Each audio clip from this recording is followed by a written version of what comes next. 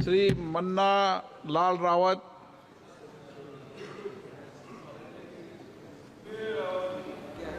माननीय अध्यक्ष जी, बहुत बहुत धन्यवाद।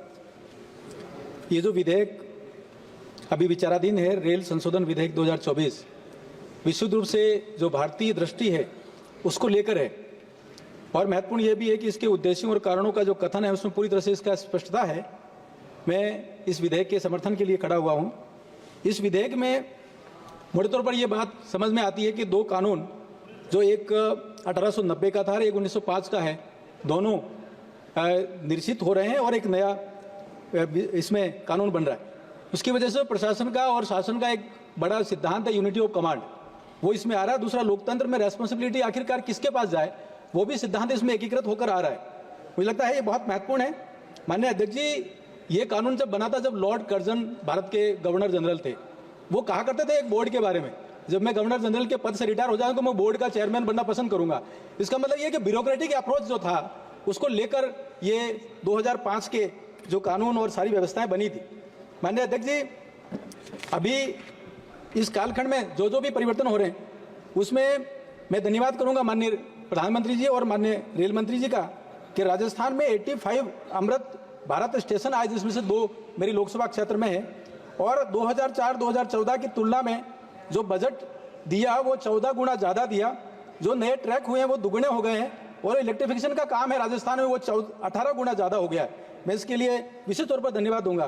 दूसरा धन्यवाद इस बात के लिए दूंगा कि रतलाम से डूंगरपुर जो विशुद्ध रूप से आदिवासी क्षेत्र में है, वो प्रोजेक्ट बहुत लंबे समय से फ्रीज हो गया था, वो डीफ्रीज किया है और एक नया विचार दिया है माननीय रेल मंत्री जी ने, जनजातीय गौरव कॉरिडोर। ये अपने आप में एक नई बात है।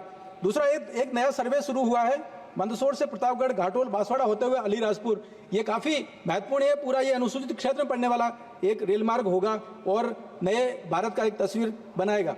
अपने आप में ये महत्वपूर्ण है। माननीय अध्यक्ष जी, आपके माध्यम से रेल मंत्री जी से कुछ विषय रखना चाह रहा हूँ। जो शामला से हिम्मतनगर का जो एक ट्रैक था वो पूरी तरह से इलेक्ट्रिफिकेशन हो चुका, और बहुत समय से दक्षिण भारत को, उदयपुर को दक्षिण भारत से जोड़ने की जो ट्रेन हैं वो रतलाम की तरफ होकर जा रही थी, लगभग 6 घंटा ज़्यादा समय ले रही थी, तो अब वो ट्रेन सीधी अहमदाबाद होकर चल सकती हैं। दूसरा, दक्षिण भारत से अहमदाबाद आकर कुछ ट्रेन रुक रही हैं जिनका विस्तार होकर उदयपुर तक आ सकती है, मेवाड़ तक आ सकती हैं। दूसरा, जो वंदे भारत है, अध्यक्ष महोदय आपके सामने रखना चाह रहा हूँ कि झारखंड में 12 वंदे भारत चल रही है, और राजस्थान जो कि भारत का सबसे बड़ा राज्य है उसमें केवल 4 वंदे भारत चल रही है। इसमें निवेदन है कि 2 वंदे भारत उदयपुर से इंदौर, उदयपुर से सूरत चल सकती हैं। इसके साथ ही साथ ऋषभदेव रोड, सेमारी, सुरकंडखेड़ा, जयसमंद रोड ऐसे स्टेशन में लगातार सुविधाओं और उसके विस्तार की, उसमें ट्रेन का ठहराव हो, ऐसी लगातार मांग है। मैं आपके माध्यम से ये विषय रखना चाह रहा हूँ। दूसरा, असावरा से जयपुर की जो ट्रेन है, जी कंक्लूड कर दें आप। जी बिल्कुल। असावरा से जो जयपुर ट्रेन चल रही है, मेरा आग्रह है कि जनजाति गौरव वर्ष और भगवान बिरसा मुंडा जी के 150वीं जन्म जयंती का कार्यक्रम अभी वर्ष चल रहा है माननीय प्रधानमंत्री जी के नेतृत्व में, तो मेरा आग्रह है कि जो असावरा से जयपुर ट्रेन है उसका नाम मानगढ़ धाम एक्सप्रेस के नाम से रखा जाए। आपने मुझे समय दिया, अध्यक्ष महोदय, धन्यवाद। श्री राजमोहन